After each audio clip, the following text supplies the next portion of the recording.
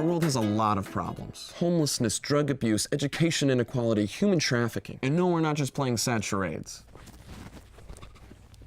Child labor? These are real issues affecting us, and it's easy to feel hopeless. I'm talking 73rd turn of Jenga hopeless. And all you could do is wish the cat knocks the tower over so you can call it a tie. Oh, Mr. Snowball, no. The good news is there are many solutions for these problems. Take veteran homelessness, for example. Yeah, these guys. And since poverty isn't sexist, these gals. Way to be progressive, poverty. Veteran homelessness has been solved. Hooray!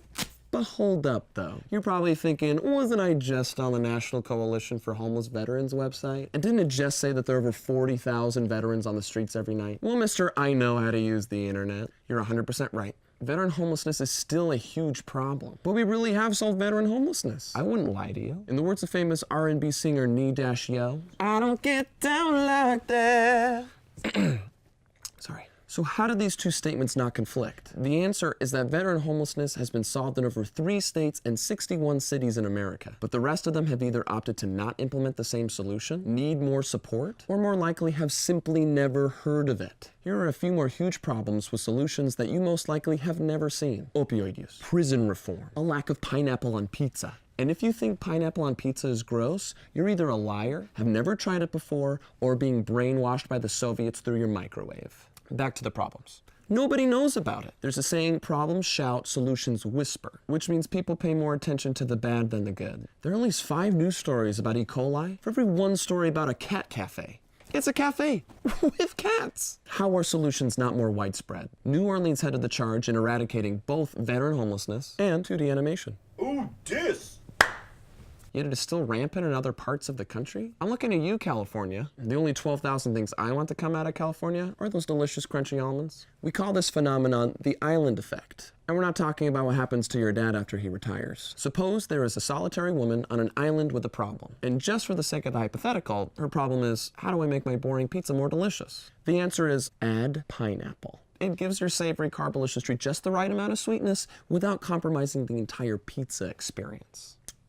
Problem solved, right? Well, for her, sure, but what about everybody else? Once she discovers the solution to her problem, there are 3 things stopping her from spreading the solution. First is reach. Even if she wanted to, how will she get her sacred pizza recipe to her neighboring islands? I mean, she does have a cell phone, but it's T-Mobile, so she's not reaching anybody. Second is incentive. She already cured the pizza epidemic on her island for 100% of the citizens there. Even if she had contact with the other islands, what motivation does she have to share? She's already moved on to her next problem. She's been gluten intolerant this whole time. Third is trust. Even if she's able to go beyond her sphere of influence and share the good news with others, she has an uphill battle convincing them to overcome their bias of over 100 years of pineapple slander. The island effect keeps great solutions in the dark, which stops people from getting the help they need and creates hopelessness on those unsure on how to solve it. But guess what, baby? It's solution time! We have figured out a way to remove the metaphorical bushel from the proverbial flame and use that fire to burn the entire country down.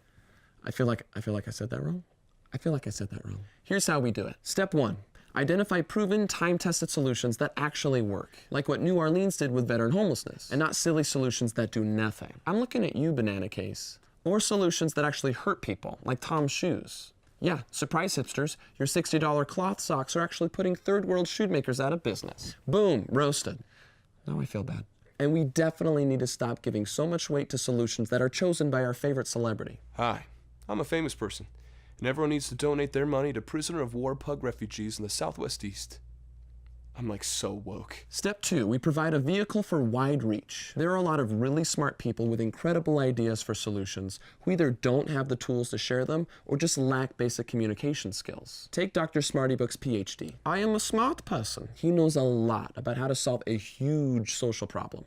Asking a woman if she's pregnant. After years of research, he's discovered the correct answer is never, except maybe here. Dr. Smartybook's PhD wants to share his solution with the world, but he doesn't know how Twitter works. How am I supposed to fit the table of contents in one tweet?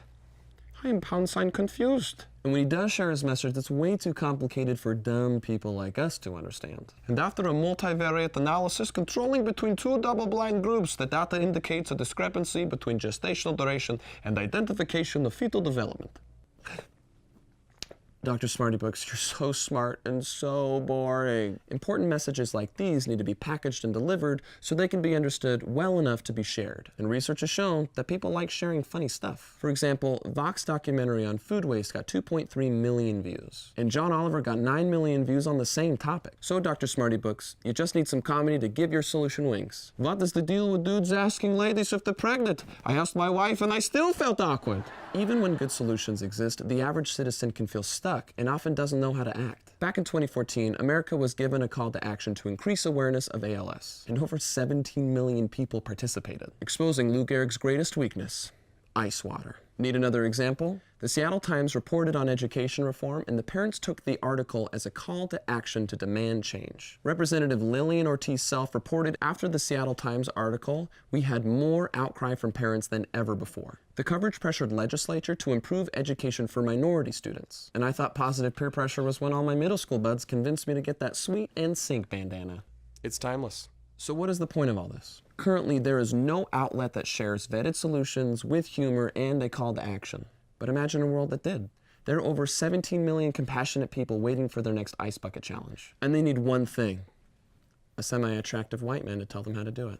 The Brighter Side is hosted by me, Zach Atherton, a TV series where I comedically dive into social problems but don't leave America feeling hopeless. I'll then show America vetted, time-tested solutions. I bet you're curious about how 3 states eradicated veteran homelessness. With your partnership, I'll show you how several social problems are being solved. And I'll even give you some tips on how you can be a part of the solution. Like smallpox and the Black Plague. Let's work together to make our day's problems a thing of the past. Let's talk about how we can turn sad charades into happy catchphrase.